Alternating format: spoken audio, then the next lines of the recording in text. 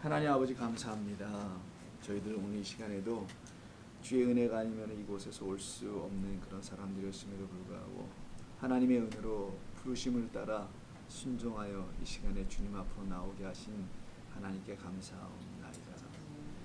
이 시간에 저희들 향해서 주시는 말씀을 통해서는 단 한마디라도 주님의 음성을 듣고 돌아갈 수 있는 귀한 시간이 되게 도와주시옵소서.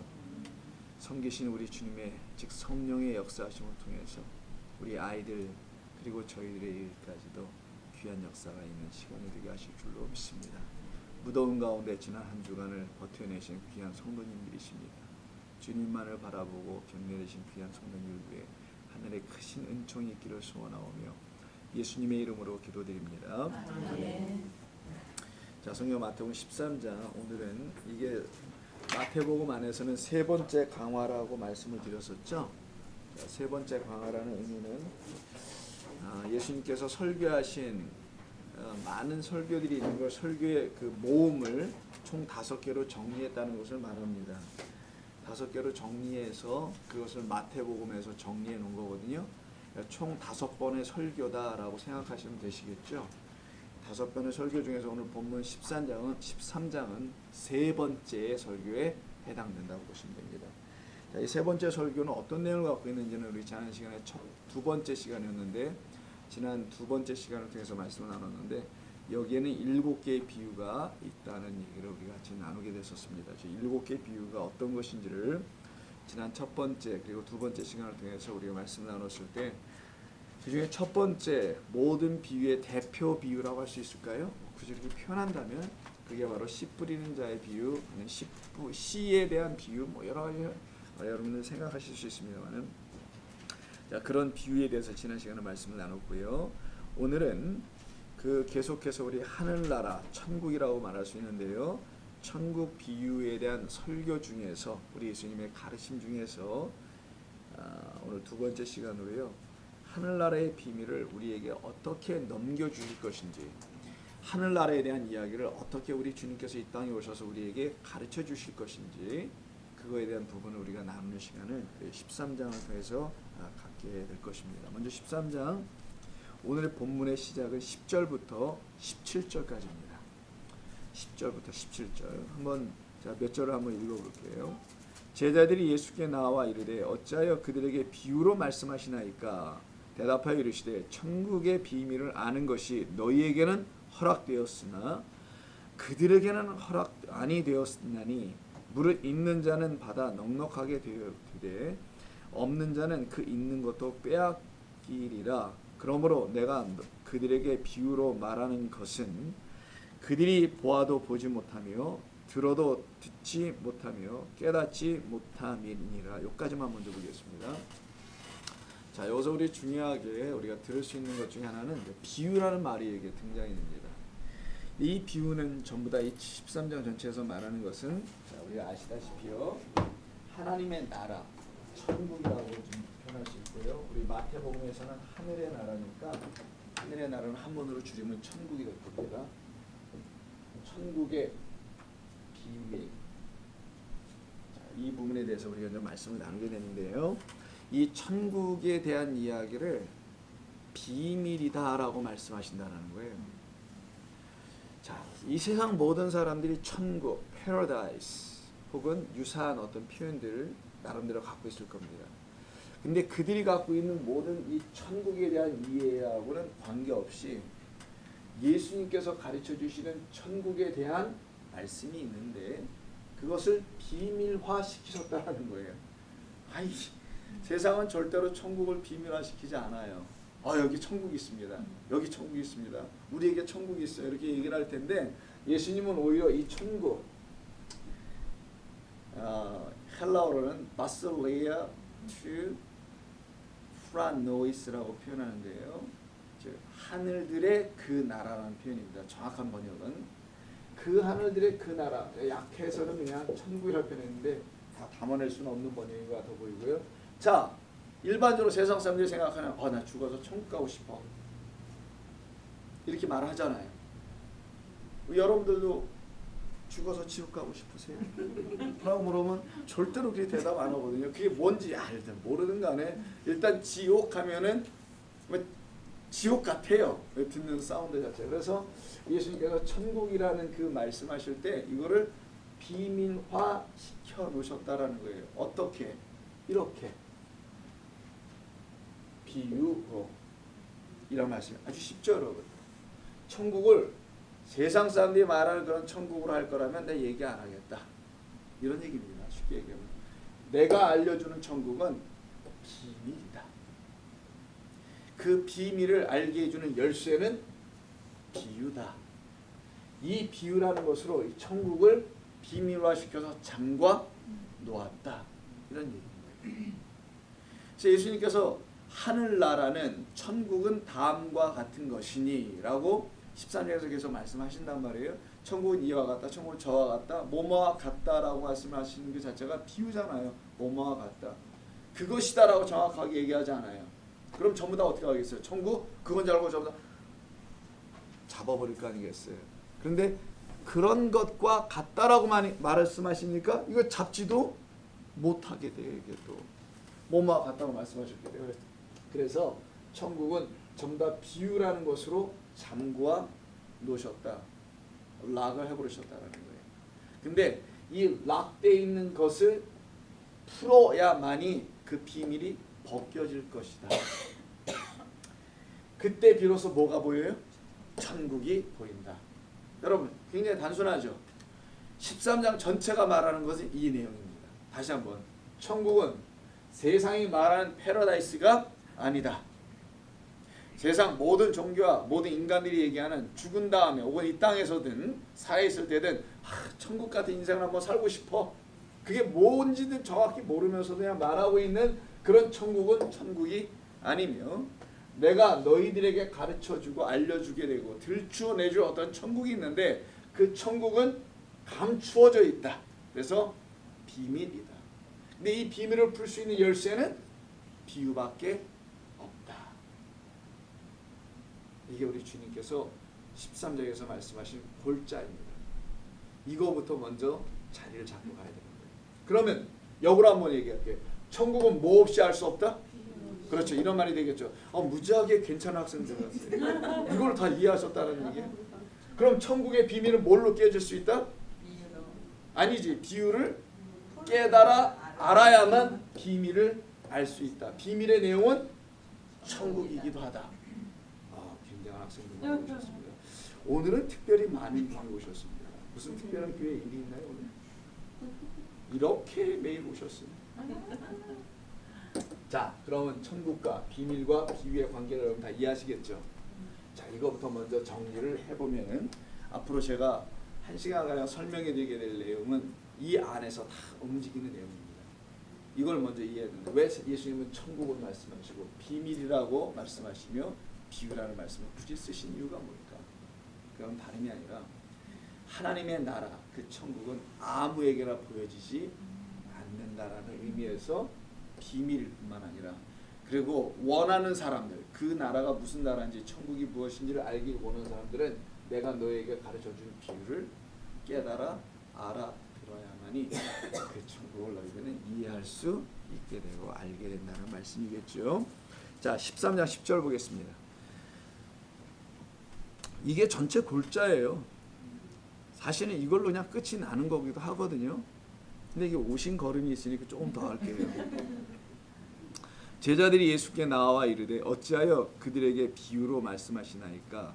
대답하여 이르시되 천국의 비밀을 아는 것이 너에게는 허락되었으나 그들에게는 허락되지 않다고 하십니다. 이때 10절에 보니까 제자들이 질문하죠. 어찌하여 그들에게, 이때 그들이 누굴까요? 제자들, 이 묻는 자들 외에 다른 어떤 존재들이겠죠. 12제자 외에 여기 2절에 있습니다. 13장 2절 큰 무리가 그에게로 모여들고 예수께서 배에 올라가 앉으시고 물이 있는 해변에 있더라. 예수께서 비유로 여러 가지를 그들에게 하시죠.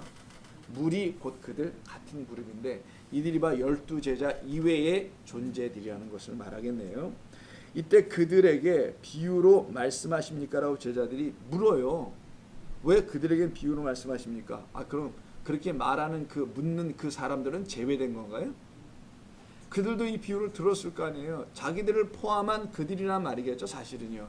그들 자신을 빼놓은 그들은 말은 않을 것이기 분명할 겁니다. 이때 비유가 여러분 아시다시피 파라볼레인데 이렇게 쓰는데 파라볼레 이렇게 제가 강조해서 읽으면 뭘 팔아본다는 것처럼 들려지는데 파라볼레라는 이게 헬라어입니다. 파라는 옆에라는 뜻을 갖고 있어요. 비사이라는 뜻이고요. 전치사예요. 부사이기도 합니다. 볼레는 발로 이렇게 씁니다. 발로 이게 영어지. 죄송합니다. 영어하고 헬라어. 자, 이거는 던지다라는 뜻이에요. cast, 뭘 툭 던지는 거 앞에다가 이런 뜻을 갖고 있어요. 그럼 옆에다 던졌다라는 거잖아요. 옆에다 던진 것을 비유라고 한다는 것입니다. 비유는 여전히 내 옆에 있는 것이라는 거예요. 내 안으로 아직 들어와 있지 않은 상태가 비유이며 그것을 깨달아 알으면 더 이상 비유가 되지 않는다는 걸 말합니다. 내 안에 들어오면 더 이상 비유가 되지 않아요.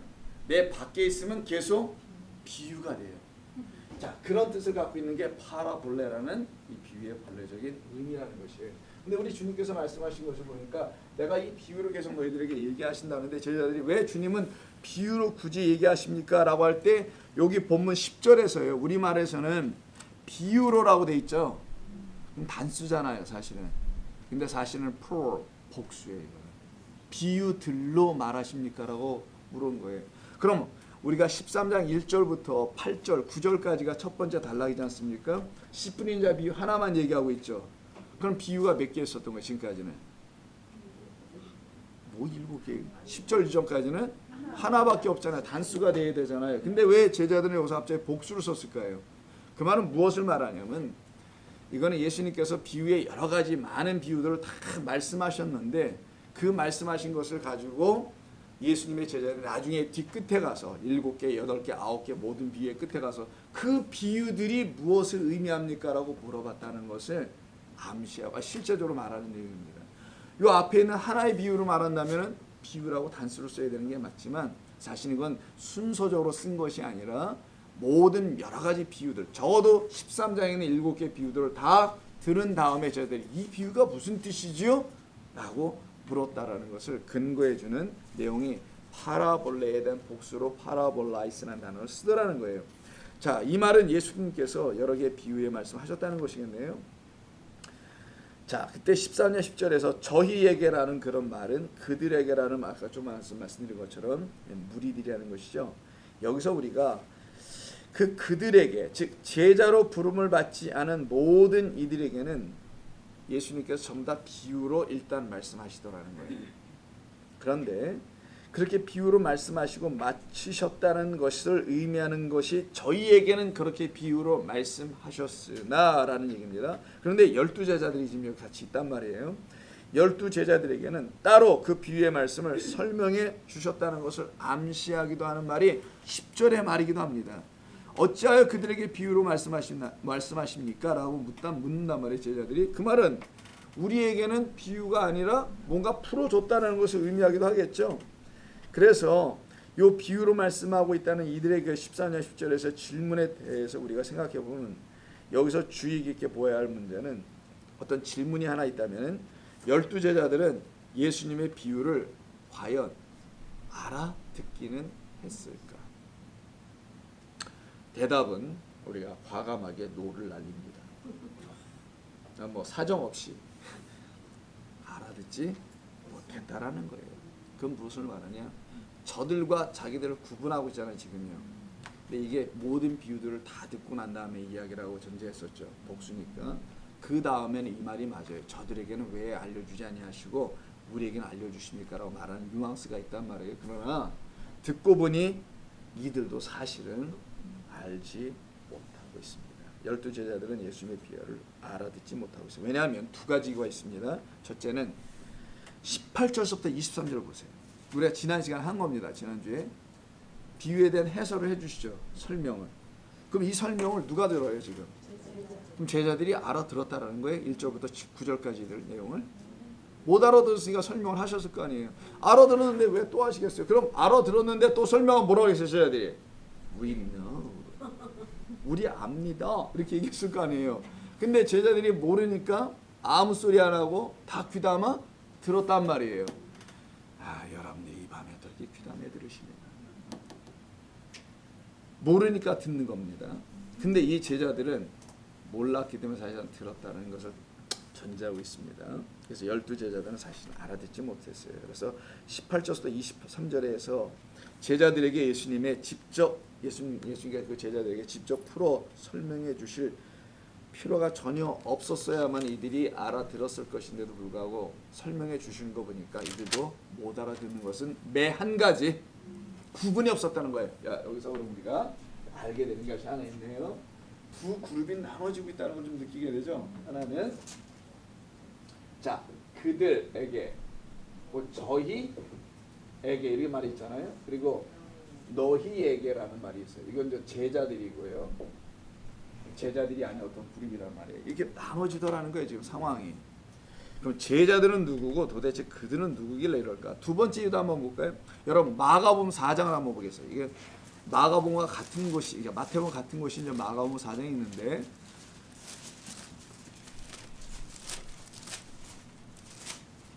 마가복음 4장 한번 보실까요? 4장 13절.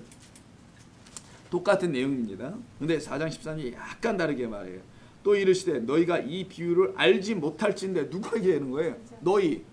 너희는 여기 제자잖아요. 여기. 너희는 제자란 말이에요. 너희는 이 비유를 알지 못할진대 라고 하죠. 마가복음을 통해서 보니까. 들어도 깨닫지 못하게 13절. 어떻게 모든 비유를 알겠느냐. 야, 이 비유 첫 번째 것도 모르는데 나머지 비유는 내가 설명하면 또 알아듣겠느냐. 그 말은 역으로 풀어보면은 첫 번째 비유를 알면은 나머지 것도 너는 알게 될 것이다. 그래서 예수님의 비유 풀이는 첫 번째로 시작을 하는 거예요. 그래서 첫 번째 씨 뿌린 자의 비유가 딱 나오면서 비유 풀이를 곧바로 하시게 되죠. 그 다음에 나머지 6개 비유가 쭉 연속 따라 13장 전체에 깔려가게 되는 겁니다. 야, 너희가 이 비유를 알게 되면은 천국에 대한 이 비유를 첫 번째 씨 뿌린 자의 비유를 통해서 알게 되면 너 나머지도 다 알게 될 거야. 그래서 마가복음에서는 예수님의 제자들이 알지 못하고 있다는 것을 명확하게 말하고 있다는 거예요. 그건 무슨 말일까요? 우리도 똑같다는 거죠. 예수 믿는 모든 사람들이 처음에 성경을 읽고 비유를 들으면 이게 무슨 말인지 알아듣지 못해야 되는 게 맞는데 이렇게 눈을 힘을 그렇게 뜨고 알아듣는 척을 하고 있으면은 예수를 처음 믿을 때 얘기하는 거예요. 곤란해집니다. 목사가 아주 심각하게 곤란해져요. 그럼 그 목사가 더불어 모르면 괜찮은데 그 목사도 좀 뭘 아는 것 같아. 그럼 그땐 더 골치 아파져요. 아, 그런 것이 그런 뜻이라고 이해하셨어요? 권사님? 집사님 이러면서 서로 짝짝꿍을 하고 있어요. 자, 오늘 비유에 대한 얘기를 하려고 하는 겁니다. 우리 권사님, 집사님 얘기하는 게 맞아요. 아닌 게 아니라 맞습니다. 이쪽 분들도 그대들은 예외가 아닙니다. 다 포함되어 있어요. 그 맨 뒤에 계신 분 마찬가지. 자, 우리 모두를 향해서 동일한 얘기를 하는 거예요. 우리가 하나님의 말씀 처음 듣고 읽고 할 때 우리는 몰라야 맞는 것이지 처음부터 알아버리면 이 땅에 속한 자가 아니에요. 이미 가 있거나 여기 있으면 안 되거나 하는 자들이어야 됩니다. 그래서 우리는 처음부터 맹인된 자라고 성경에서 말합니다. 못 알아보고 못 듣고 깨닫지 못하는 마음 때문에 못 알아듣는 것이 지극히 정상이라는 거예요.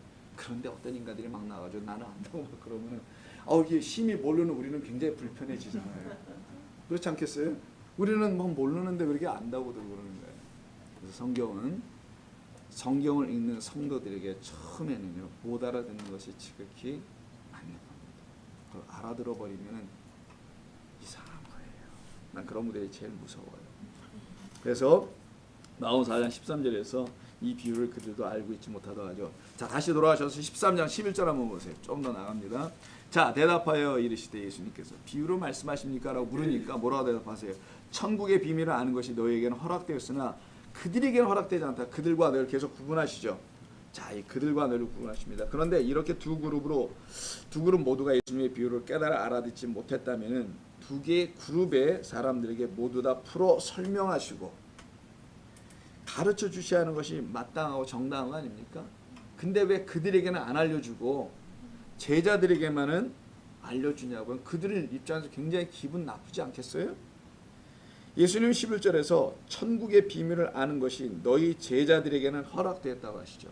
그런데 그들 무리들에게는 허락되지 않았다고 하시면서 마치 이런 얘기입니다. 하나님 마음대로 누구는 허락되고 누구는 허락되지 않은 것처럼 말씀하신 것으로 보여줄 수 있는 오해가 될 수 있는 본문이 여기에요.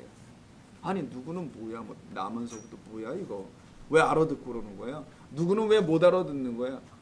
우리 교회 좀 그렇잖아요. 이렇게 못 알아듣는 분 맨 앞자리 쭉 앉아 계시고 누구는 이렇게 알아듣고 이게 왜 그러는 거야? 이런 걸로 고민들 많이 하거든요. 하나님 말씀에 내게는 왜 이렇게 다가오지 않지? 이런 표현입니다. 저에게는 설교를 못 알아듣고 알아듣는 게 문제가 아니라 왜 나는 그 감동이 없지? 거룩한 하나님의 말씀에 의해서 나는 왜 그게 없지라고 하시는 성도님들이 계시단 말이에요. 그러면 그때 누구와 누가 구분되잖아요. 누구에게는 허락되고 누구에게는 허락되지 않은 것처럼 말씀하신 것처럼 이게 보여져서 오해가 되게 되는 부분인데 13장 11절에서 천국의 비밀, 이걸 비밀을 갖다가 secret이라고 하지 않고요. 자, 무스테리온이라고 지난번에 말씀을 드렸죠. 무스테리온. 거기서 나온 영어가 미스테리. 여러분의 영어 실력을 미스테리잖아요. 미스테리. 무스테리온이라고 합니다. 자, 이거 신약성경에서 21번이나 쓰는데요. 공관복음, 마태, 마가, 누가복음에서는 딱 요 13장과 4장과 누가복음 8장 이 세 군데에서만 딱 한 번씩만 쓰고 말아요. 그리고 바울 서신에서 13번을 씁니다. 나머지는 요한 서신에서 몇 번 쓰고 끝나요. 자, 무엇을 말하냐면 이것은 이 무스테리온이라는 것은 단순한 비밀 이런 뜻이 아니라 감추어진 어떤 것이라는 것을 말하는 겁니다. 근데 그 감추어진 어떤 것이 어떤 성도들에게 보여지기 시작하면 그 무스테리온 신비한 것이 보여지고 감추어진 그 비밀스럽고 은밀한 것이 그들에게는 알려지는 것. 그래서 사도 바울이 많이 썼던 이유는 그가 그걸 알았다라는 거예요. 그래서 사도 바울 서신에 많이 나오는 겁니다. 여기 공간 마태복음에 한 번, 누가복음에 한 번, 마가복음에 한 번밖에 안 나와요. 그러나 이 단어가. 근데 바울 서신에 그렇게 많이 나오냐고요. 사도 바울은 그것을 알았다는 거죠. 그 비밀, 감추어진 것. 근데 이 단어가 무스테리온은 무오라는 데서 나와요. 자, 무오라는 데서 나는데 이거 입을 꽉 다물다라는 뜻이에요. 사실은요. 입을 꽉 다물다. 입을 꽉 다무는 이유가 뭔지 아세요? 말 안 하는 거잖아요. 여러분, 말 안 하려고 하는 사람이 어떤 사람이에요? 너 불어. 근데 안 해. 꽉 다물고. 나 못 불어. 토해. 뭐 이렇게 고문까지 하면서 하잖아요. 그럼 고문을 당하는 사람은 뭘 갖고 있다는 거잖아요. 그래서 뭔가를 갖고 있는데 아무에게나 전해주지 않고 누군가에게 전해주고 싶을 때 그것을 받을 만한 사람에게 전해주고 싶을 때를 갖다가 무스테리온이라는 단어가 나오는 겁니다. 즉 하나님의 나라의 그 비밀을 아는 자는 그거를 아무에게나 말하지 아니하고 섣불리 얘기하지도 아니하고 그 안에 간직하고 있다는 것을 전제하는 단어입니다. 그리고 그것을 가지고 꼭 필요한 자에게 그 하나님의 나라가 정말 필요한 자에게 그것을 건네주는 거예요. 죽기 전에. 그래서 입을 꽉 다물다. 꽉 다물고 얘기를 안 해주다가 어느 상황에서 얘기를 해주는 것을 갖다가 무오라고 하는 단어를 사용하면서 말을 하는 것입니다. 자, 구약 성경에서 이와 같은 단어가 여러 군데 쓰였던 것을 우리가 살펴보지 않겠습니다. 굉장히 지루하잖아요. 그래서 다니엘서 뭐 잠언, 아모스 이런 데 쭉 나오는데 우리가 오늘 이 시간에는 그걸 살펴보지 않을게요. 자, 그러면 신구약 모두가 이 무스테리온 천국의 비밀이라는 하늘나라의 비밀이라는 것을 자연인, 오늘 이런 말 좀 써볼게요. 자, 자연인은 natural human being이겠죠. 그냥 누구나 태어나면 인간인 것, 인간으로 태어난 걸 natural being이라고 합니다. 그러니까 인간 뭐 다 똑같이 인간이잖아요. 인간 이걸 자연이라고 얘기해요. 그 자연인의 본성으로는 깨달아 발견할 수 없는 것을 갖다가 쓸 때를 이 무스테리온이라는 단어로 압축해 놓은 거예요. 중요한 겁니다. 하나님께서는 왜 아까 말씀드렸죠? 비밀로 말씀하셨나 천국을 갖다가 그리고 왜 그걸 비유로 설명하시려고 했느냐? 너희가 이 자연이라는 이 인간의 성정을 가지고는 절대로 깨달을 수 없는 것으로 내가 잠구어 놓았다.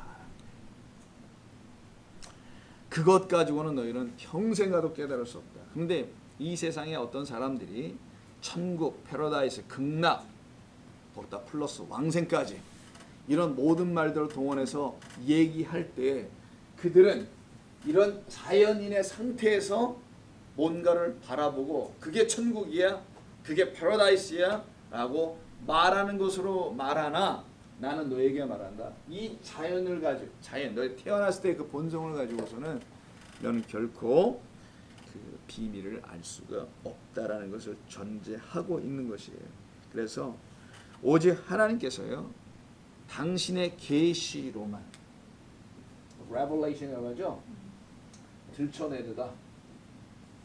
하나님께서 들춰내시는 revelation, 계시를 통하여서만 보여주셔야지 되는 것이지 그래야 깨달을 수 있는 것이지 그래야 하늘의 신비, 그 비밀이 무엇인지를 알 수 있는 것이지 너의 자연이라는 인간 본성을 가지고 하나님의 나라가 천국이 무엇인지 너희는 절대로 알 수가 없다라는 것을 갖다가 히브리어로다가 라츠라고 합니다. 라즈 죄송합니다. 이렇게 라즈 이걸 번역한 것이 무스테리온이라는 단어예요. 사실이에요. 자, 그럼 정리해 봅니다. 이 땅에서 살아가는 데 필요한 지식, 어떤 삶에 필요한 사실들이 있죠. fact 혹은 나름대로 어떤 진리, truth라는 것들이 있죠.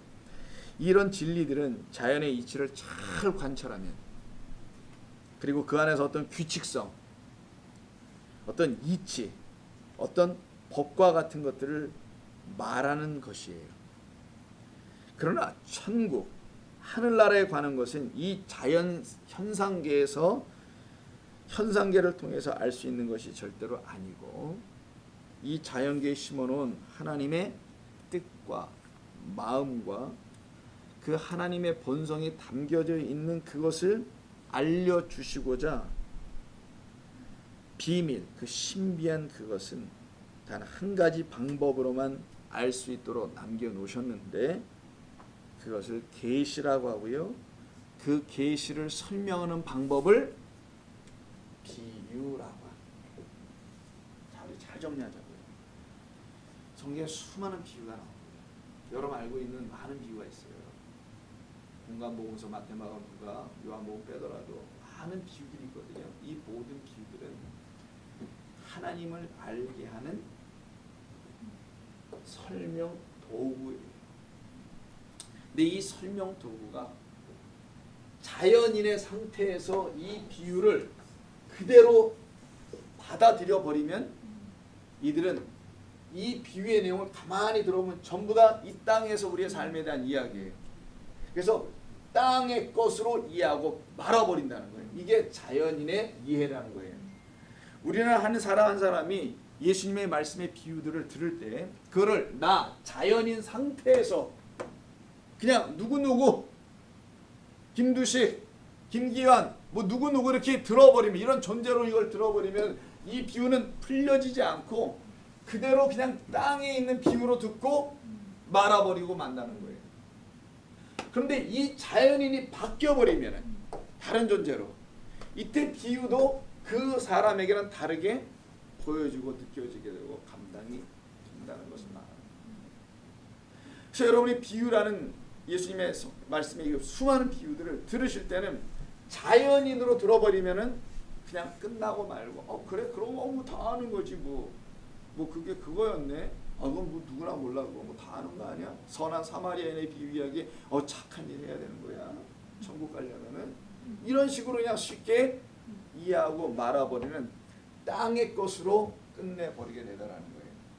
그런데 그것이 이 자연인이라는 존재가 거듭나가지고 어떤 사람이 되냐면 위로 다시 난 사람이 돼요. 이걸 거듭났다고 하죠. 위로 난다고 하죠. 안옷된 거듭났다. 거듭난 사람이 되면은 그때는 위로 난 거니까 땅의 존재가 아니란 말이에요. 위의 존재가 돼버렸네. 그때는 이가 비유를 들어도 이거는 땅의 이야기를 말하려고 하는 것이 아니라 본래는 하늘의 이야기를 우리에게 알려주시려고 한 것인데 그것을 우리가 처음부터 하늘의 이야기로 들어버리면은 이해할 수 없고 깨달을 수 없으니까 예수님께서 이 땅에 오시고 하나님께서 오셔서 이 땅에 우리가 이해할 수 있는 이야기로 풀어 말씀을 하시나 담아놓은 진리는 하늘의 어떤 이야기를 그 안에 담아놓으셨다. 이걸 비유라고 하는 거예요. 그래서 파라볼레라는 말은 옆에다 던져놨는데 그것이 내 안에 들어오지 않으면은 깨달은 것으로 들어오지 않으면 여전히 내 옆에 있어서 나와 관계가 없는 것이 되지만 내 안으로 들어와 버리면 더 이상 그것은 비유가 되지 않고 이때는 실체가 돼요. 실제가 됩니다. 사실이 된다는 거예요. 어느 사실? 이 땅의 사실이 아니라 하늘나라의 실제가 되어 내 안에 들어오더라. 이것을 가르치시려고 하는 것이 비유에 대한 이야기라는 것을 우리가 먼저 정리한다는 것이죠. 이 땅에서 살아가는데 필요한 지식, 사실 이런 거 다 필요합니다.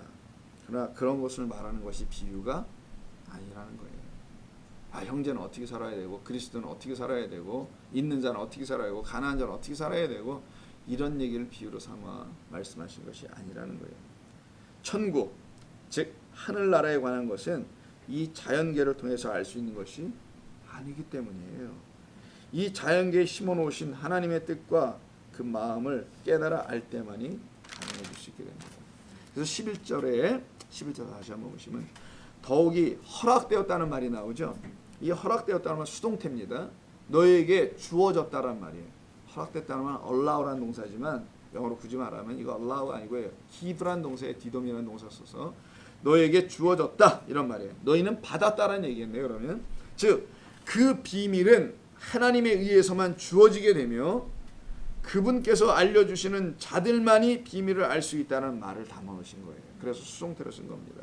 바로 이 비밀이 제자들에게 주어지고 있다는 말씀인 거예요. 무리들에겐 주어지지 않고. 그래서 마가복음 4장 11절에서는 아까 읽었습니다만 이 무리들을 외인이라고 합니다. 밖에 있는 자들.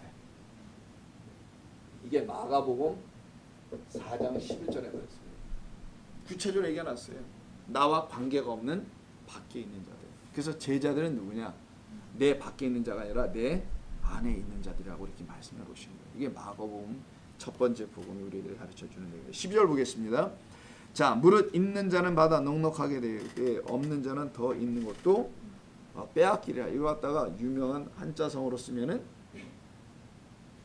빈이쁜 부이쁘라고 하나요? 뭐 이런 말 쓰죠. 가난한 자는 더 가난하고 있는 자는 더 있고 없는 자는 더 없어 뭐 이런 얘기 하죠.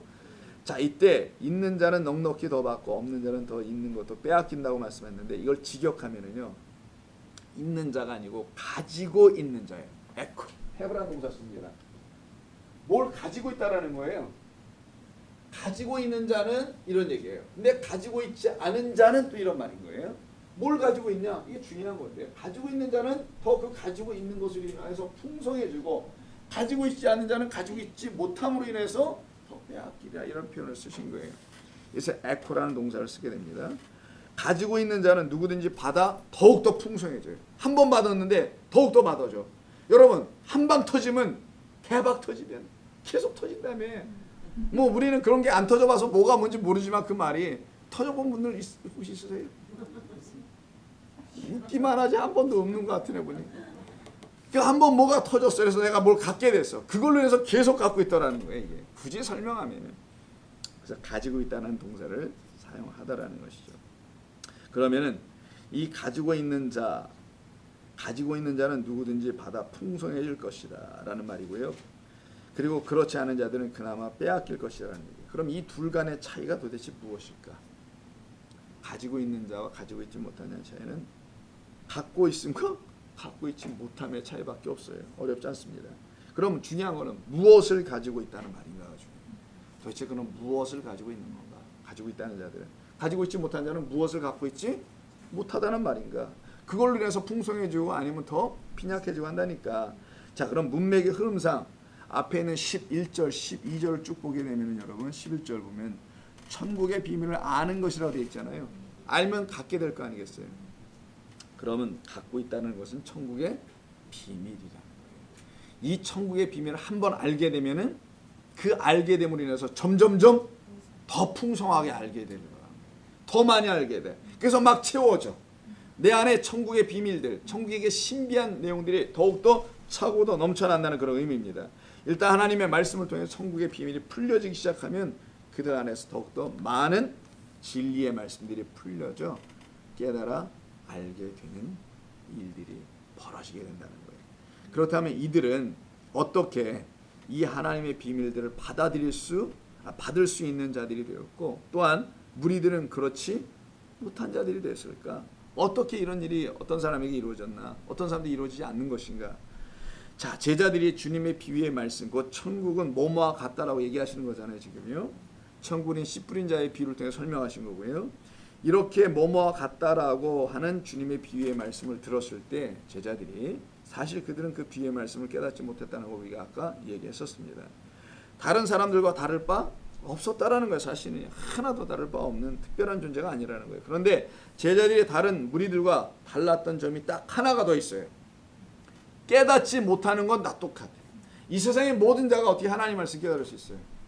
하나님 누군지도 모르는데.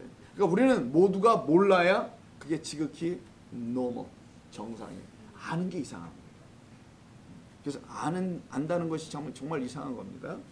모르는 게 맞는 거예요. 그런데 이 제자들도 똑같이 어떤 무리들처럼 모르는 게 맞는데 왜 이들은 뭐가 달랐기에 이들에겐 그 비밀이 허락되었을까? 그러니까 디돔이 넘겨 주어졌을까?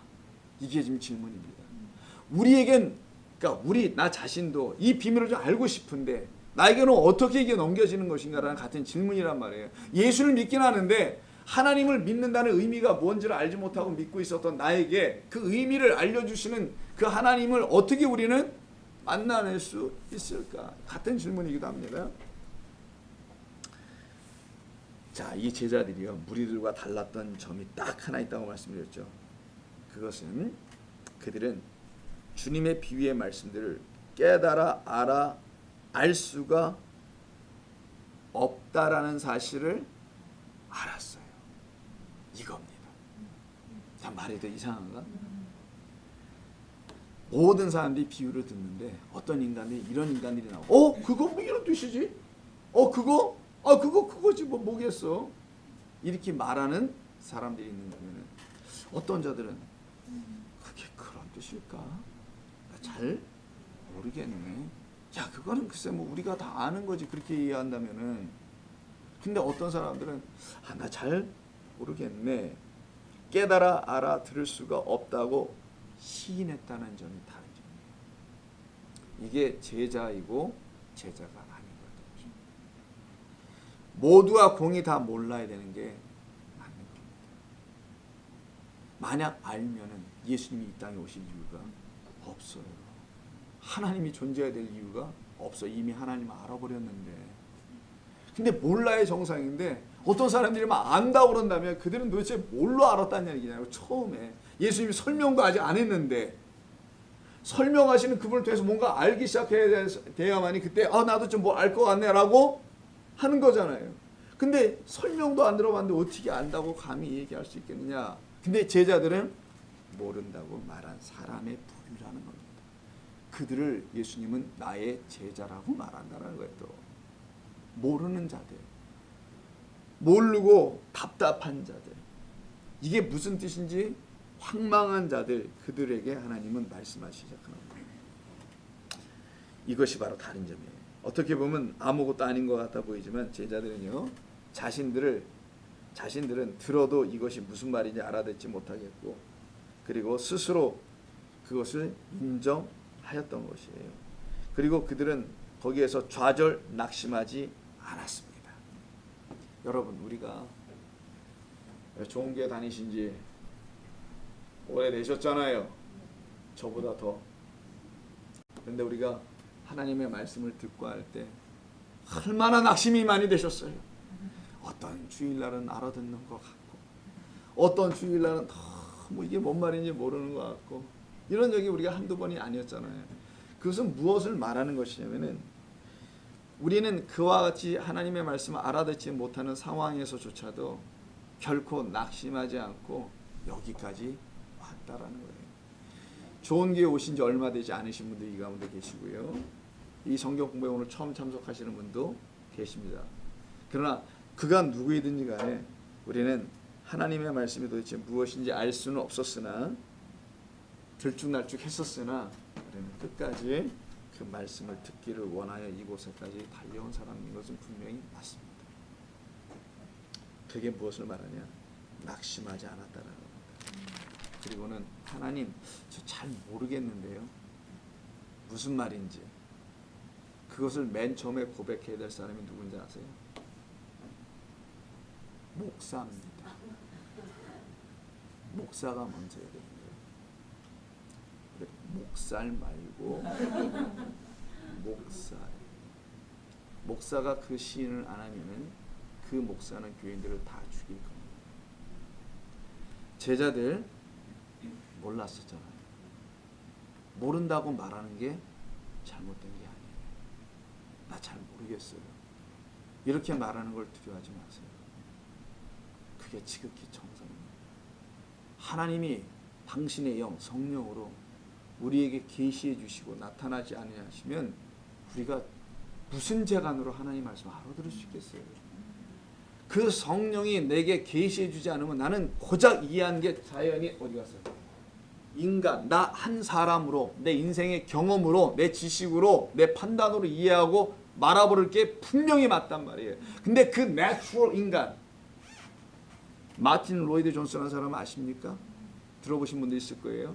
그 양반이 얘기하신 것 중에 하나가 인간을 놓고 자연이라는 말을 표현하는데 바로 그때 쓰는 말이에요. 이게 거듭나지 않은 상태의 그냥 평범한 인간, 그게 죄인이냐 아니냐 이게 중요하지도 않아요. 그냥 하나님의 영이 부어진 바 되지 않은 상태의 인간은 그냥 natural human beings라고 얘기하는 거예요. 그런 존재들은 절대로 하나님의 말씀을 알 수가 없다. 그래서 니고데모에게 말씀하신 거잖아요. 잘 알듯이. 네가 이 밤에 찾아온 얘기가 뭐냐. 거듭나기 위해서 온 것인 걸 너는 모르고 왔지만 내가 그걸 너에게 알려주고 싶다. 그냥 단순한 인간으로는 절대로 하나님의 말씀을 들을 방법이 없다. 뒤집어지든 뭐 거꾸로지든 이게 주로 어느 교회에서 많이 쓰는 표현들인데 우린 그런 거 안 씁니다. 성령이 내 안에 임하시면, 거룩한 영이 임하시면 뭘 뒤집어지기는, 뭘 꼬꾸라지기는 꼬꾸라졌는데 다시 뻘떡뻘떡 일어나서 이상한 짓 많이 하던데 그런 걸 얘기하는 게 아니잖아요. 성령이 내게 온전히 임하시면 나는 내추럴 말이 사라지고 거기에 이런 말이 붙는 거예요. 영적 존재가 되는 겁니다. 하나님의 영, 스피리추얼 갖는. 그러다가 우리가 루아흐라고 얘기했죠. 우리가 안 쓰겠습니다, 여러분. 루아흐라는 그 영, 하나님의 영을 딱 갖게 되면 그때는 영적 존재가 돼요. 그때 되어야 하나님의 말씀을 알아듣기 시작하는 거예요. 그 전까지는 아주 애를 많이 씁니다. 유튜브를 방문하면서 곳곳에 설교를 들어가며 애를 많이 쓰는 거예요. 그 자체가 잘못된 거는 아니라고 봅니다. 노력과 애씀이 있겠죠. 그러나 어느 순간에 까칠한 목사 만나가지고 Natural human being, welcome 이렇게 얘기해 줬을 때 그것이 기분 나쁘지 않고 그래요. 맞습니다. 나는 나라는 존재를 가지고서는 하나님을 다 알 수가 없고 당신으로만 나는 하나님을 알 수가 있게 됩니다. 라는 것을 이렇게 고백하는 제자들과 같이 되었을 때 그들은 드디어 자기 자신이 맹인인 걸 인정하게 돼요. 그래서 마태복음 13장 36절 뒤로 가서 한번 볼까요? 이들이 정말 그랬나? 시인했나? 알아듣는다 못 알아듣는다 이 말을 했나? 36절 이에 예수께서 무리를 떠나서 집으로 들어가시니 다 갔어요. 여기에 이제 제자들만 딱 남았습니다. 더 이상 쪽팔릴 게 없어. 그래서 제자들이 나와 이르되 밭의 가라지 비유를 우리에게 설명해 주세요. 다 간 다음에 우리 가라지가 뭐예요? 밭은 뭐예요? 하고 조근조근 물어보기 시작합니다. 우리의 모든 쪽팔림을 넘어서서 과감하게 예수님의 제자들이 물어보기 시작한 거예요. 그랬더니 예수님의 제자들이 야 그것도 몰라요 인간들아 이렇게 말씀하지 아니하시고 차근차근히 설명하기 시작합니다. 이게 근거절이에요. 그래서 자 예수님의 제자들은 그 무리들과 다를 바 없이 몰랐었다. 근데 그들이 나와서 알기를 원했다. 요게 차이죠. 인정했다라는 거야. 나 모릅니다. 근데 무리들은 몰라요. 이들이 물었는지 안 물었는지. 그때 그 무리들이 모르겠어요. 난 물었는지. 근데 이 제자들은 분명히 모른다는 것을 인정하고 그래서 제자는 스스로 자신들을 눈이 있어도 그 눈 가지고는 땅의 것은 볼 수 있었으나 땅의 것만을 보게 하는 이 눈으로는 하늘의 것, 그래서 하늘나라 천국이죠. 그것은 하늘의 것은 볼 수 없음을 시인했다는 것을 말하는 거예요. 이 시인을 자기 부인이라고도 하는 겁니다. 나는 모르겠네요. 라고 self-denial. 근데 이 self-denial을 또 잘못 이해해가지고 참 내게 있는 것을 내가 다 부인하고 주님께 맡기겠습니다. 그런 분은요 꼭 저에게 맡겨주세요. 제가 잘 그 어카운트 관리해드릴게요. 주님께 제발 맡기지 말고. 그런 걸 맡긴다고 하잖아요. self-denial이라는 자기 부인이라는 것은 바로 이겁니다. 나 모르겠어요. 나 주님이 누군지도 사실은 모르겠습니다. 왜? 내 안에 아직 안 들어와 있는데 교회는 출입을 했는데 나 모르겠어요 아직.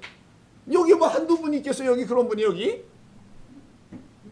어멈 세상에 미소를 짓고 나한테 사인을 보내기는 내가 아니라고. 우리가 다 그런 존재입니다. 자, 자신들은 맹인이며 귀머거리들이라고 인정했던 거예요. 무엇에 대해서? 땅의 것에 대해서 귀머거립니까 여러분들이? no! 땅의 것에 대해서는 모든 안테나를 다 켜놓고 있죠 우리가 쫙. 그래서 전 세계가 어떻게 돌아가고 있는지 딸랑딸랑 다 땅의 것에 대해서 우리가 절대로 그렇잖아요. 뭐에 대해서 귀머거리? 그렇지. 하늘에 대해서 너희는 귀머거리다. 이걸 얘기하시려고 했던 거예요 예수님이. 하늘에 대해서는 귀머거리다. 사실 하늘의 것은 감추어져 있잖아요. 하늘의 것이니까 뭐 또 별 보고 막 이런 분들이 계신데 그거 말고 하늘의 것, 인격적 그 하늘의 것은 감춰져 있단 말이에요. 보이지 않아요. 별과 달 이런 건 다 보이지. 그걸 말하는 게 아니잖아요. 사실 하늘의 것은 감춰 있는 것이며 사람의 눈으로는 볼 수 없는 은밀한 것, 그래서 신비한 것임을 알게 해주시려고 누구든지 들으면 알 수 있는 땅의 것들을 빌려요. 차용해. 예수님께서.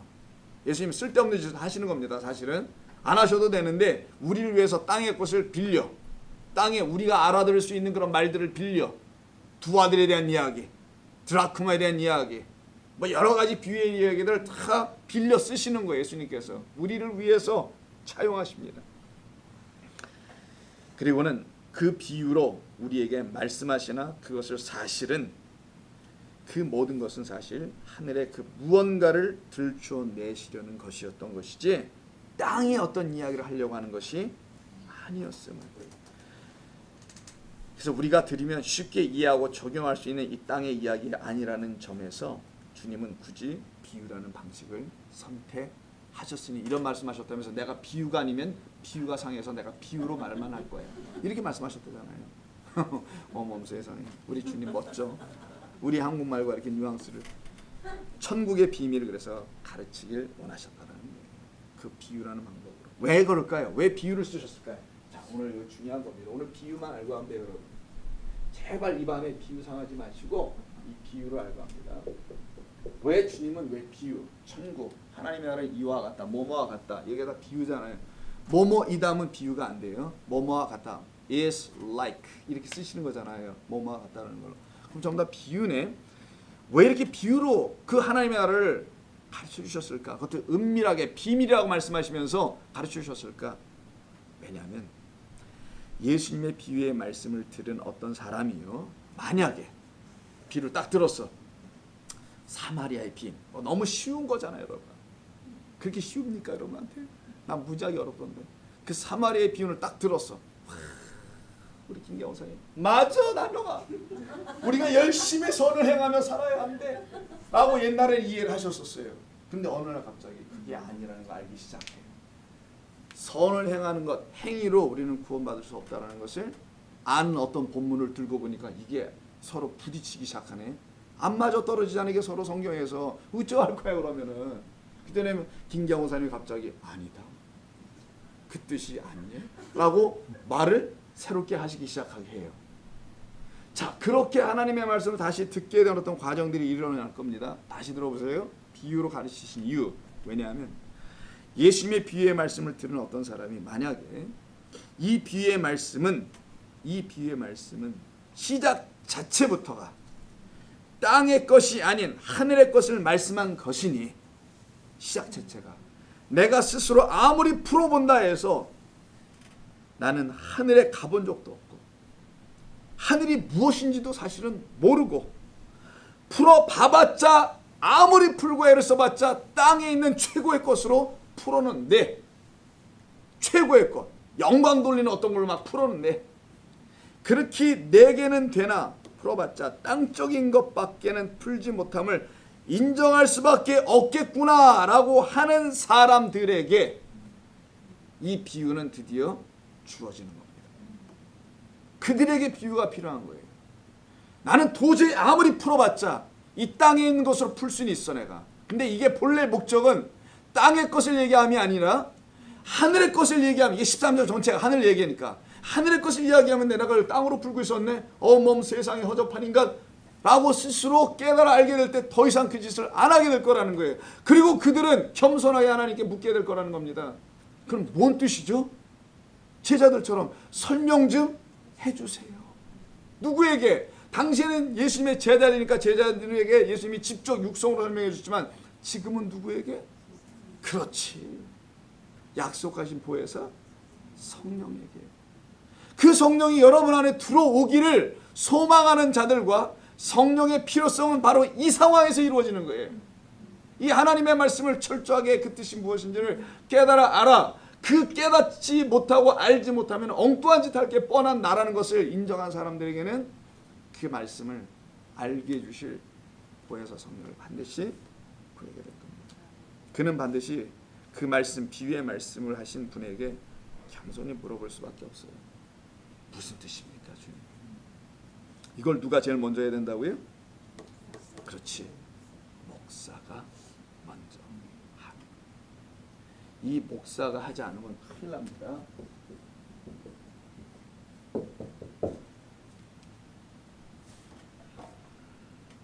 여러분 목민심사 아세요? 그때 목자가 똑같은 거예요. 그분이 천주학쟁인 건 아세요? 정조 때, 영조 정조 때. 자, 거기까지만 얘기를 하고, 주님께서 비유로 사용하신 이유는 비유라는 것을 무지하게 많이 말씀하세요. 누가복음이 가장 많고요. 그래서 어떤 때는 누가복음 읽고도 싶지 않아. 너무 비유상이었어요. 뭔 말인지 모를 때가 너무 많죠, 여러분. 전에는 그냥 이게 그냥 그런 뜻인가 보다 이렇게 얘기했는데 이제 오늘 이후부터 여러분 고민스러워질 겁니다.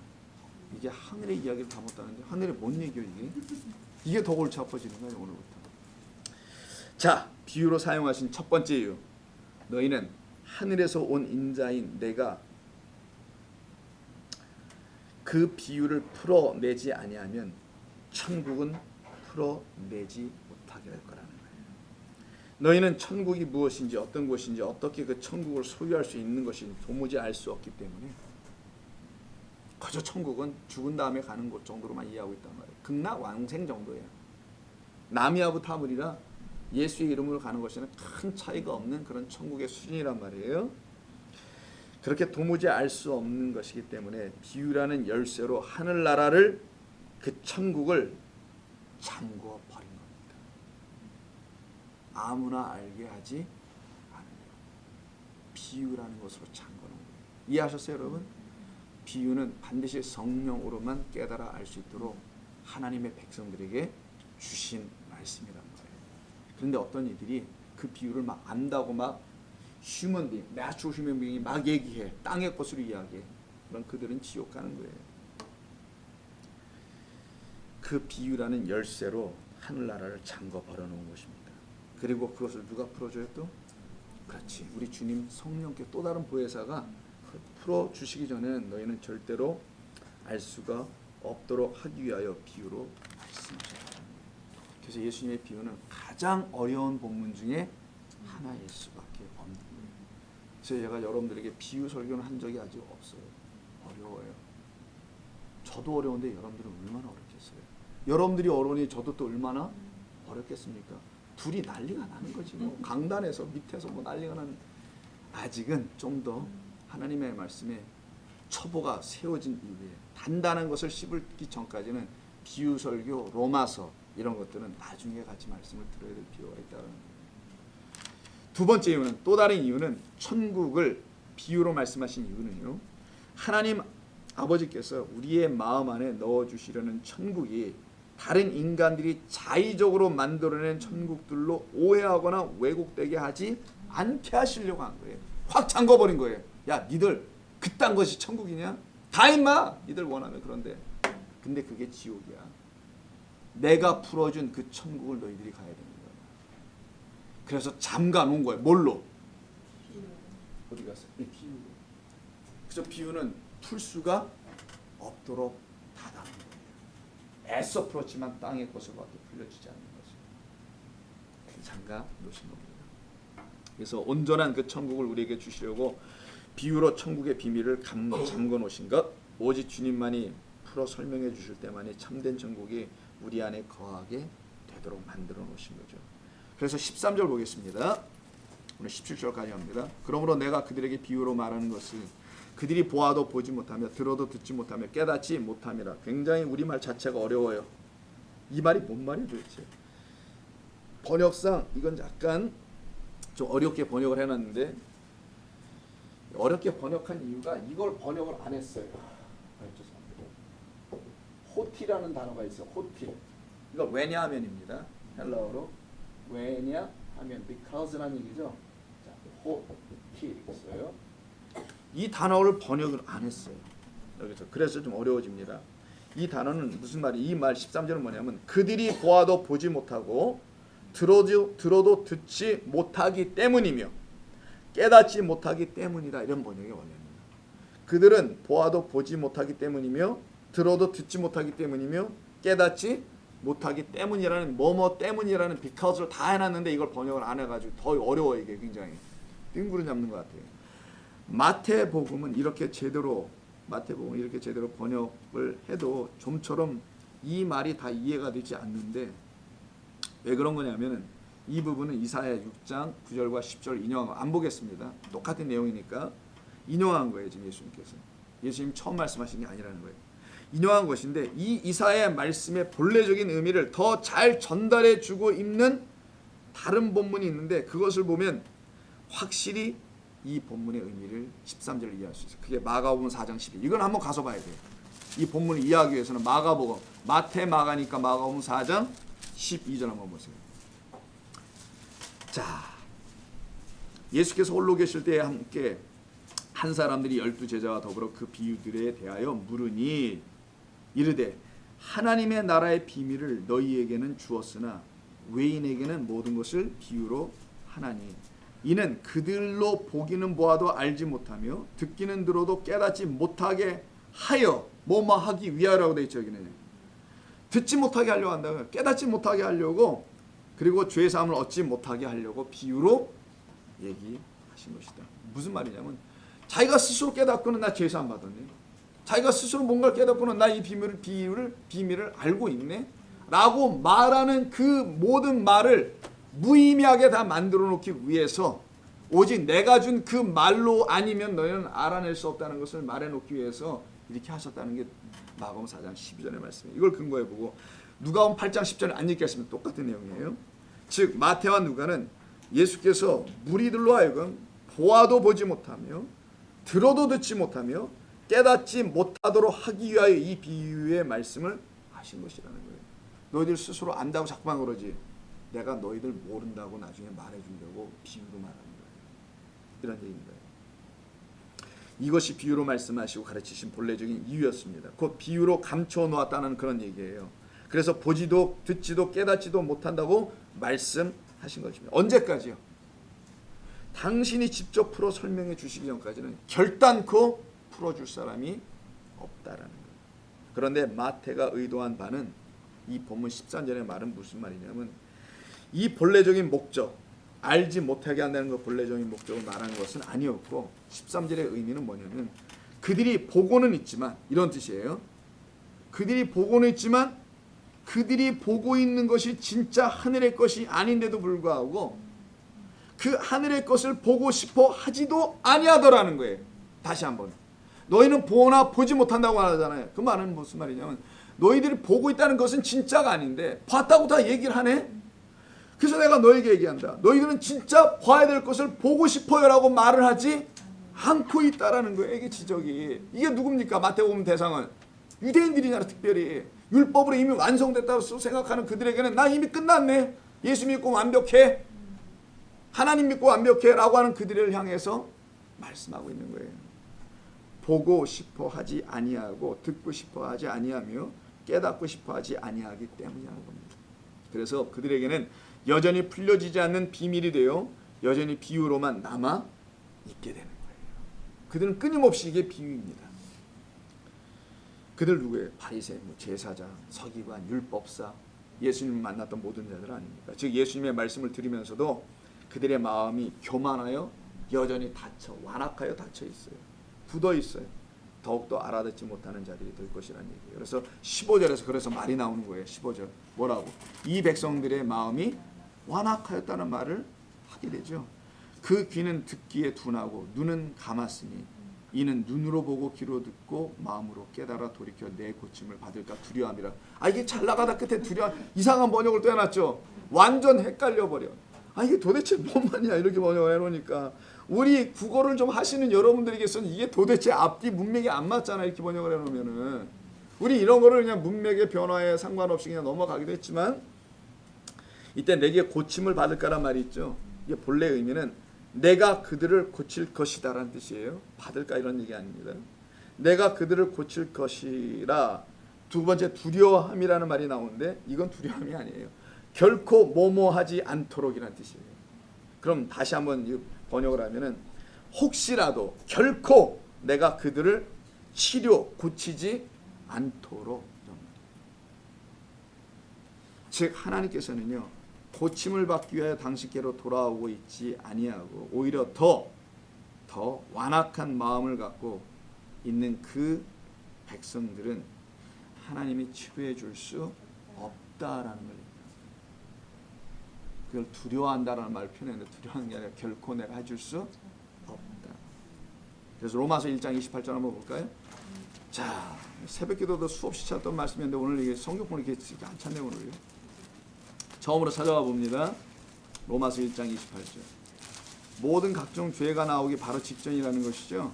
그렇게 여러분이 알고 있는데 그런 말은 아니고 그 29절 보면 모든 불의, 추악, 탐욕, 악이 가득함 이렇게 쭉 나오잖아요. 비방 뭐 이렇게 쭉 나오는데 그 앞에 28절 또한 그들이 마음에 하나님 두기를 싫어하며 하나님께서 그들을 그 상실한 마음대로 내버려 두사 합당하지 못한 일을 계속하도록 내버려 두신다는 거예요. 이걸 사망 가운데 있는 자는 하나님 내가 보니까요 뭔가 잘못된 걸 좀 느낄 것 같아요.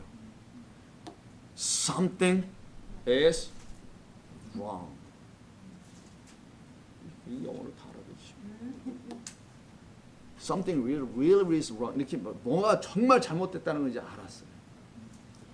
그런 사람들이 잘못된 것을 알게 해주신 하나님에 의해서 드디어 그러면 온전한 건 무엇인가요?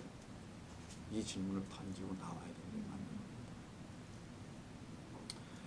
지난 4년 동안 여러분 6월 오늘이 29일 내일이 30일이죠. 권사님 그럼 제가 7월 1일자가 또 파송받는 날이네. UMC로 말한다면 7월 1일자가 5년 차로 들어가는 겁니다.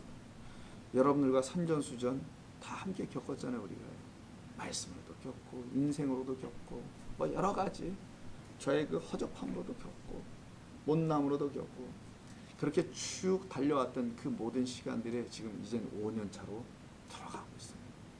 이런 걸 갖다가 뭐라고 하냐면 갈 때까지 간다.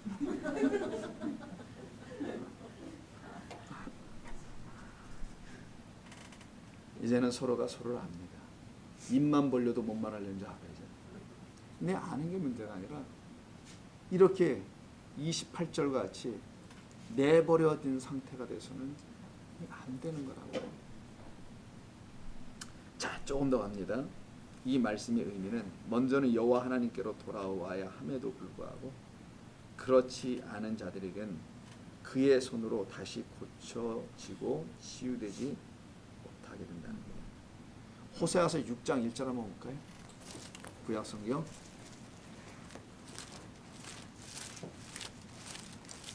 구약성경에 호세아라는 곳이 좀 있는데 찾기가 또 만만찮아요. 1261 뭐 60 이 정도 6장 1절이니까 61 오라 우리가 여호와께로 돌아가자. 여호와께서 우리를 찢으셨으나 도로 낫게 하실 것이요 우리를 치셨으나 싸매어 주실 것이다. 여호와께서 우리를 이틀 후에 우리를 살리시며 셋째 날에 우리를 일으키시리니 우리가 그의 앞에서 살리라. 여기까지만 읽어보면 될 것 같아요. 이게 우리 주님이 우리를 향한 말씀입니다. 그러나 16절에서 오늘 본문 16절 다시 한번 갑니다. 그러나 너희 눈은 봄으로 너희 귀는 들음으로 이때 너희는 누구예요? 알려주세요라고 말한 사람들이에요. 그런 너희 눈은 드디어 보게 될 것이고 너희 눈은 보고 너희 귀는 듣게 될 것이라 말하는 것이죠. 이때 봄이라는 단어 잠깐만 제가 죄송하지만 헬라어로 잠깐 쓸게요. 이때 봄이라는 단어를 이 봄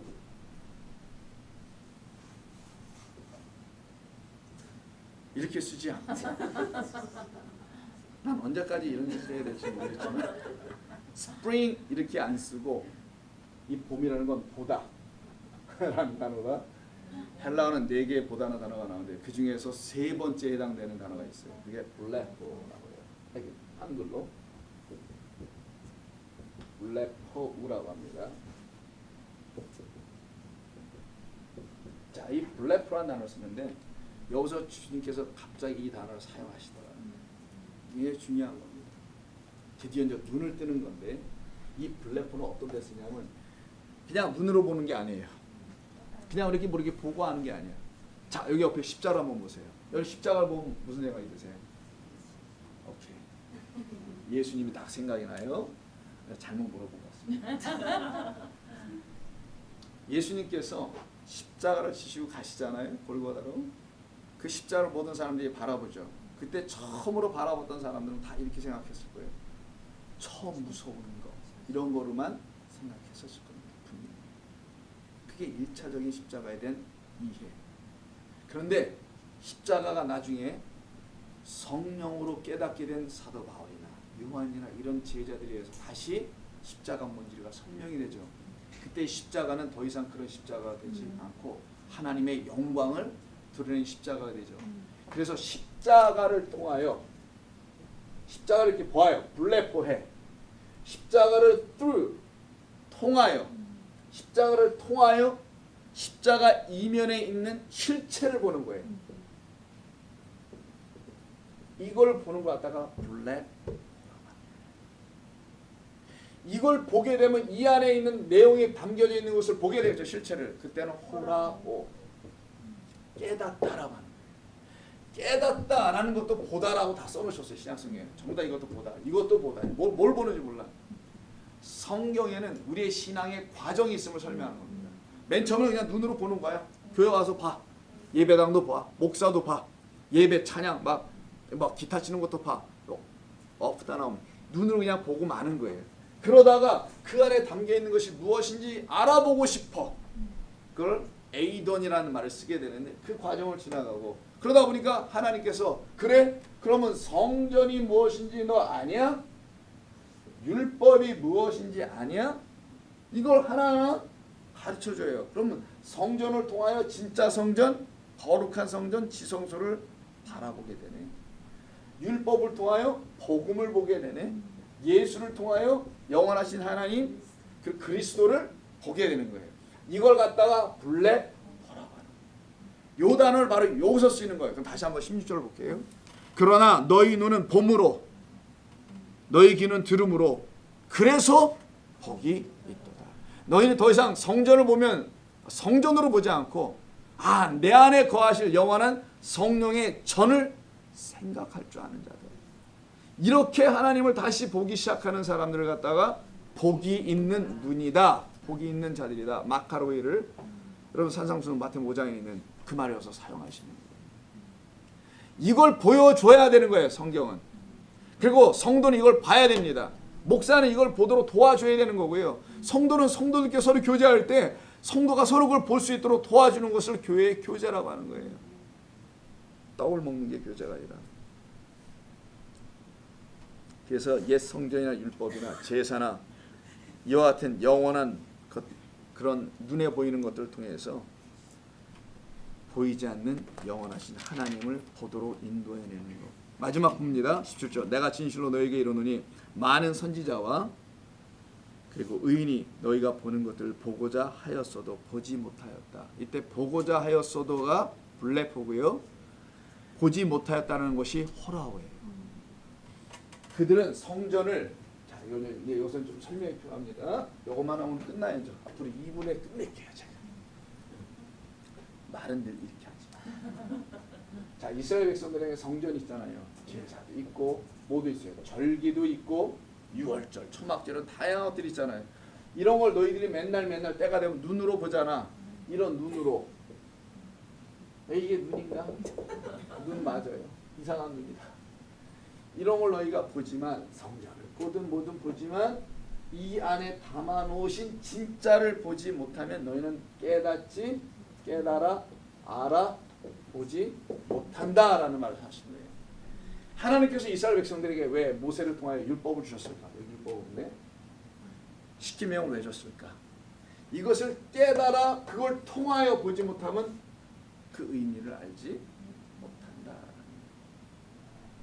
그 내용 모두를 지금 설명하시는 것이 16절, 17절. 선지자들, 의인들이 있었다. 너희들 앞에. 예수님이 오셔서 말씀하는 거잖아요. 너희들 이전에 구약의 선지자들 이사야, 예레미야 여러분 다 아시는 그런 선지자들인데 이들은 이걸 보았지만 이것에 대한 실체는 다 못 봤다라는 거예요. 이들은 이 모형만 봤다라는 거예요. 이걸 모형이라고 합니다. 모형에 원형이 있을 거 아니에요. 이거는 그림자만 봤다라는 거예요. 그들은 그림자만 봤지만 너희들은 지금 보고 있고 듣고 있다라고 말하네요. 그럼 누구의 그게? 그게 예수라는 거예요. 그들은 기다렸지만 다 깨달아 알지는 못하고 그림자까지만 보고 소망을 가지고 다 죽었지만 너희들은 그 소망, 예언자들을 통해서 하나님께서 말씀하신 모든 소망, 모든 기대가 곧 예수 그리스도라는 당신 자신을 너희가 지금 보고 있지 아니하느냐라는 그 예수 그리스도가 성전이며 제사며 절기며 율법이며 모든 것을 담고 이 땅에 오신 분이다. 그래서 너희가 나로 말미암지 않고는 아버지께로 갈 수가 없는 성전 예수를 말하는 겁니다. 그래서 저 성전을 헐라. 그것은 예수 당신의 몸 육신을 말한 것이다. 라고 얘기하죠. 제사 몸 한두 가지예요. 제사가 다 희생 제사들이죠. 할 것 없이 모든 것 다 예수 그리스도를 설명하는 겁니다. 그래서 17절 내가 진실로 너에게 이르노니 많은 선지자와 의인이 너희가 보는 것들을 보고자 하여도 보지 못하였고 너희가 듣는 것들을 듣고자 하여도 그들은 다 듣지 못하고 갔다. 그러나 너희들은 복이 있도다. 우리가 복이 있다라는 거예요.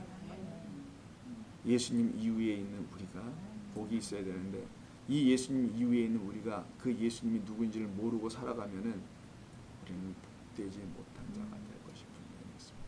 비유. 자, 다음 주부터 우리가 계속 이제 본격적으로 계속된 비유의 이야기를 말씀을 나누게 되는데요. 다음 주에 24절서부터 저 비유에 대한 또 다른 이야기를 우리가 나누게 됩니다. 근데 이 비유가 무엇이냐? 하나님의 잠금 장치였다. 성령이 깨닫게 해주시는 그 방식을 통하는 것을 의지하지 않으면 결단코 천국은 너희들과 관계가 없다. 그 천국을 정말 갖기를 원한다면, 에코 소유하기를 원한다면 너는 이 비유의 뜻들을 조목조목 깨달아 알아듣게 하는 성령, 곧 또 다른 보혜사인 그 성령을 의지해야 합니다. 그래서 여러분들이 그 수많은 비유들의 이야기를 듣게 될 때 때로는 혼란스럽고 잘 이해가 안 되고 저렇게 해석하는 것이 맞는 것인가라는 혼란이 여러분들에게 있을 수 있습니다. 그래서 목회자들이요, 비유 설교를 잘 안 하는 거예요. 그들에게 있어서 비유 설교는 어떤 상황의 설교를 위해서 인용 부분에 해당할 뿐입니다. 그들은 비유 자체를 설명하기보다는 비유를 인용하고 말아버리죠. 그렇지 않습니까? 두 형제에 대한 이야기를 설명해 줘야 되는 게 맞고요. 거짓 나사로와 부자에 대한 이야기를 설명해야 되는 게 맞는데 어떤 설교와 주제에 그 말을 갖다가 필요해서 끌고 갔다가 쓰고 있는 형국의 정도로 멈추더라고요. 그러면 아니 되옵니다. 그래서 비유는 굉장히 심오한 우리 하늘의 뜻을 담고 있는 거예요. 근데 그 뜻을 우리가 알지 못하니까 이 땅의 것으로 쉽게 말씀해 놓은 거예요. 그런데 그걸 땅의 것으로 확 취해버리면 형제간에 뭐 의를 지키라는 거예요? 뭐 선한 행위를 행하라는 거야? 이런 것으로 확 취해버리면 그는 하늘의 비밀을 알지 못하게 되지만 이거는 본래 하늘의 것을 알려주시려고 한 건데 우리들에게 이 말씀을 주셨던 것은 이 말씀이 이게 처음에 들릴 때는 이 땅의 것으로 들렸지만 가만히 생각해 보니까 천국에 대한 이야기, 하나님에 대한 이야기를 하려고 하는 거고 영생에 대한 이야기를 하려고 하는 이야기였네. 그러면 이 땅의 이야기로 이해하면 안 되는 것이겠지 라고 그것을 주님 앞에서 깨닫게 되면은 저 이거 모르겠네요 라고 말하는 것이 지극히 맞는 것이고, 그렇게 인정하고 고백할 때 주님께 제자들처럼 가르쳐 주세요 라고 말을 시작합니다. 그런 성도들을 갖다가 성령을 찾고 구한다 라고 말합니다. 그때 그들은 그 땅의 비유를 통해서, 여러분 제일 비유 중에 어렵다는 비유 중에 하나가 불의한 청직이라는 비유가 있어요. 누가복음 16장에. 골치 아파요. 이게 도대체 뭔 비유인지 참 이해하기 만만치 않은 아주 복잡해 보이는 비유가 있어요. 이런 비유를 우리 좋은교에서 설명하면은요, 교인 반은 떠납니다. 농담이고요. 어려워요. 그런데 그게 왜 어렵지 않은 것인데도 어려울 수밖에 없냐면은 natural being으로 들어보면 어렵지만 하나님의 다시 지어짐을 받은 사람으로 들어버리면 그때는 하나도 부대끼는 말이 되거나 어렵지 않게 될 수 있는 거예요. 그렇게 불의한 청지기와 같은 그런 하나님의 말씀들을 여러분들이 여러분을 향한 생명의 이야기로 들려주시길 원하시는 여호와 하나님이 여러분의 하나님인 것을 아신다면 여러분 이렇게 하나님께 구하는 게 맞아요. 들려주세요. 그리고 또 들려주세요. 나는 알기를 원합니다. 당신께서 나라는 존재를 위해서 그 말씀을 하신 것이니 그 말씀이 나와 관계가 있으려면 나는 그 말씀을 알아들어야 합니다. 나에게 깨닫게 해주세요 라고 기도하는 여러분 되기를 소망합니다. 오늘은 비유에 대한 이야기 자체만 했습니다. 다음 주에는 이제 비유, 또 다른 두 번째 비유, 총 7개 비유 중에서 두 번째 비유 얘기를 우리가 들어가게 되는데 그게 뭡니까? 원수, 좋은 시 이런 얘기죠. 24절 이후에 나온 그걸 본격적으로 우리가 다루게 될 겁니다. 무슨 말씀하는지 되게 들려주실 거라. 질문 있으세요? 집에 빨리 가고 싶다는 질문밖에 없으신 것 같아 보여서 마치겠습니다. 하나님 고맙습니다. 오늘도 저희들에게 주신 이 말씀을 통해서 우리 주님이 왜 비유로 말씀하셨는지 이제 깨달아 알게 됩니다. 아무나 풀 수 없으며 나 외에는 그 말씀을 풀어줄 자가 없다는 것을 알게 해주시고자 비유로 깨달아 알았습니다. 그러니 우리가 그 비유를 알기 위해서는 주님께 의지할 수밖에 없으며 우리가 모른다는 것을 시인할 수밖에 없음도 알게 됩니다. 주님 가르쳐 주시옵소서. 약속하신 대로 성령을 보내주셔서 그로 말미암아 깨달아 알아갈 수 있도록 우리 이 귀한 성도님들의 마음을 주관하시고 이들에게 때와 시에 따라서 하나님이 깨우쳐 주실 줄로 믿습니다. 그래서 그것을 알아낼 때마다 알게 될 때마다 그 기쁨이 더하며 하나님의 은혜와 소망 가운데서 살아가는 종들이 다들 되게 하실 줄로 믿습니다. 함께 참석한 모든 종들에게 은혜를 주시고 돌아가는 발걸음 복되게 하여 주시오며 예수님의 이름으로 기도하옵나이다. 아멘.